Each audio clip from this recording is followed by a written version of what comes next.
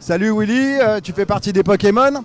Là, en fait, vous venez de faire un super show devant plein de monde. Tu peux nous expliquer dans quel contexte? Yes, en fait, c'est dans le contexte de l'événement qu'on appelle Magonia. C'est pour un peu fêter et mettre en avant le lieu dans lequel on travaille, qui rassemble plusieurs associations, plusieurs corps de métier, dont surtout culturels et artistiques. Et là, on se retrouve là pour célébrer un peu tout ça, mettre en avant ce qu'on fait, notre art, notre culture. Ça s'est bien passé justement dans ce lieu? Franchement, nickel. Vous pouvez juste voir le monde qu'il y a. Enfin, les retours sont incroyables, les gens passent un super moment, c'est magnifique. Bon, les Pokémon, tu peux revenir un peu sur l'histoire. Vous aviez été sacré champion du monde. Tu peux nous réexpliquer un peu tout? Yes, c'est un groupe d'amis à la base. C'est un groupe d'amis qui s'est fondé, si je peux dire, ça fait longtemps, ça fait en 98. On a commencé, on s'est appelé Pokémon pour délirer. Il y avait le dessin animé qui est sorti. Les gens en France, ils avaient un peu des noms anglais, américains, donc on s'est dit pourquoi pas, on s'est identifié au personnage du dessin animé. Ça a marqué les gens, ça a fonctionné. Donc du coup, les gens, ils ont retenu.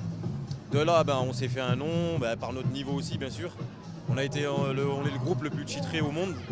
On a commencé par les compétitions, les gros battles, Battle of the Year et j'en passe, les UK et compagnie.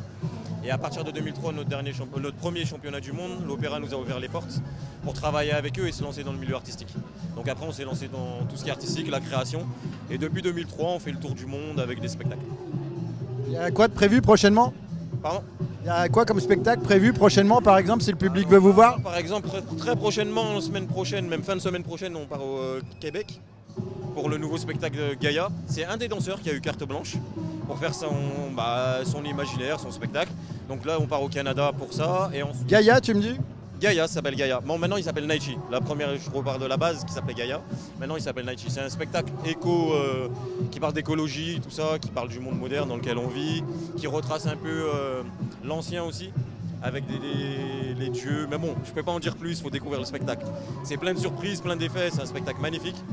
On le présente là au Canada, après à Bessan. Ensuite, en juillet, on part pour présenter une autre création qu'on vient de finir, qu'on est encore en peaufinage, qu'on vient de finir, c'est les JO, de la rue aux JO, sur le thème des JO, puisque maintenant le break, l'année prochaine, sera aux Jeux Olympiques. Et on part à Avignon tout le mois de juillet pour présenter ce nouveau spectacle. Et on enchaîne comme ça. Et Gaïa, on pourra le voir à Lyon? Alors, on est passé il n'y a pas longtemps à Lyon, il faudra attendre la rentrée, je pense, pour le voir très prochainement à Lyon. Yes. Merci. Pas de soucis, merci à vous. Bye, peace. Cool.